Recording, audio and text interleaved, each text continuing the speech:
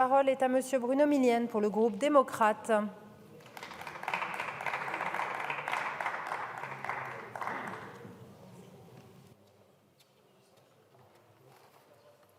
Madame la Présidente.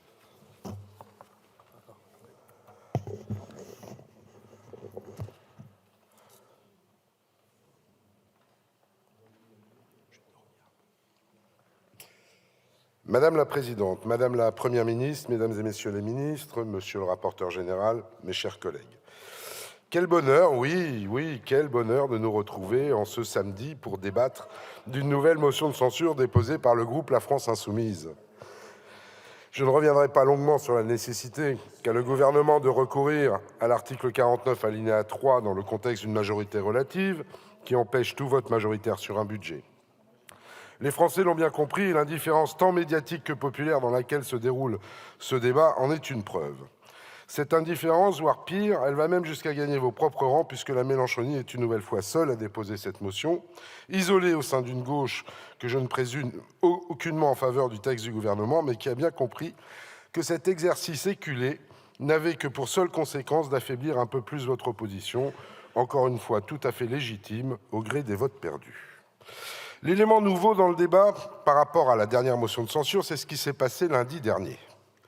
Dans le texte sur lequel s'appuie aujourd'hui le dépôt de votre motion de censure, vous évoquez une attaque contre la démocratie parlementaire ou encore un déni du rôle du Parlement. Ces mots, ils correspondent parfaitement à la manœuvre que vous avez initiée lundi dernier avec l'extrême droite pour empêcher notre Assemblée de débattre du projet de loi immigration, débat que souhaitent vivement les Français, toutes les études le montrent. L'argument que vous avancez pour justifier votre refus de discuter d'immigration dans l'hémicycle, c'est que ce débat a eu lieu en commission. Eh bien, c'est aussi vrai pour le projet de loi de finances dont les commissaires concernés ont débattu pendant près de 6 heures en milieu de semaine, sans compter bien sûr les jours et nuits passés sur la première lecture.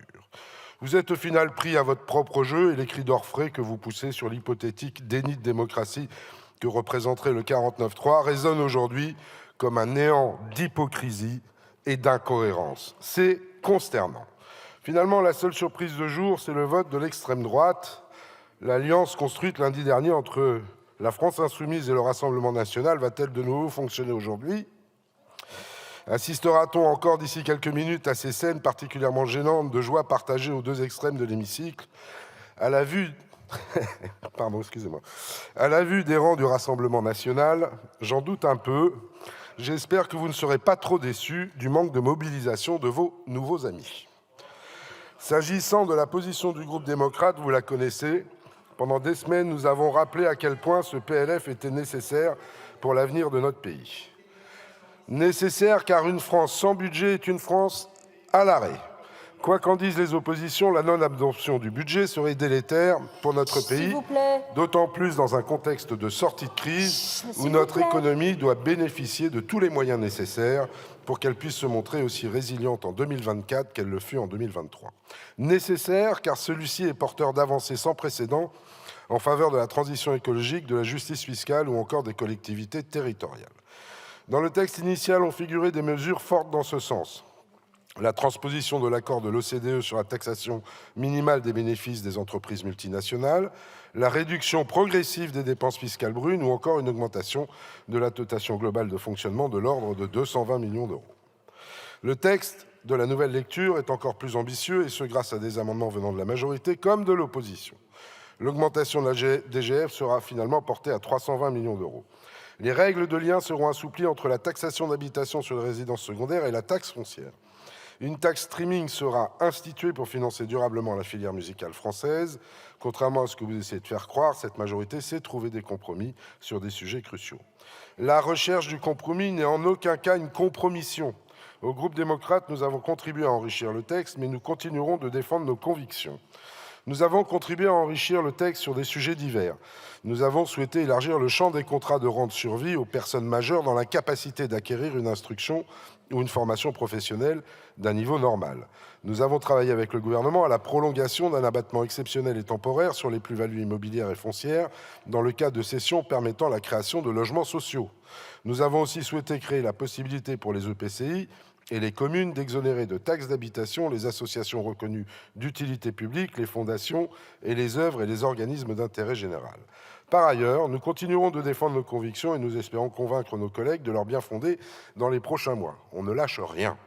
En matière de logement, nous avons des propositions fortes. J'évoquerai l'une d'entre elles. Pour adresser une réponse systémique et efficace sur le long terme à la pénurie de logements, nous en appelons à une réforme structurelle de la fiscalité des plus-values immobilières qui ne concernerait dans un premier temps que les terrains à bâtir.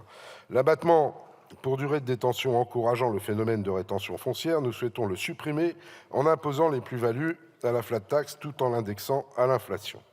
En matière de justice fiscale, nous continuerons de soutenir une vision singulière de l'entreprise. Nous devons avantager les bénéfices utiles et décourager les bénéfices futiles.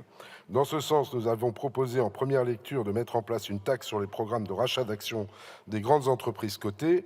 Bien que non conservée dans le texte final, cette mesure a été adoptée par 2 fois en commission des finances. Vous l'aurez compris, en responsabilité et sans pour autant renier ses valeurs, le groupe démocrate ne votera pas cette motion de censure, représentative d'un jeu politicien qui dure depuis plusieurs mois du côté de l'opposition et qui a pour unique effet d'abîmer de plus en plus profondément notre démocratie. Merci. Merci beaucoup, monsieur le député. La parole est à madame Marietta Karamanli pour le groupe socialiste.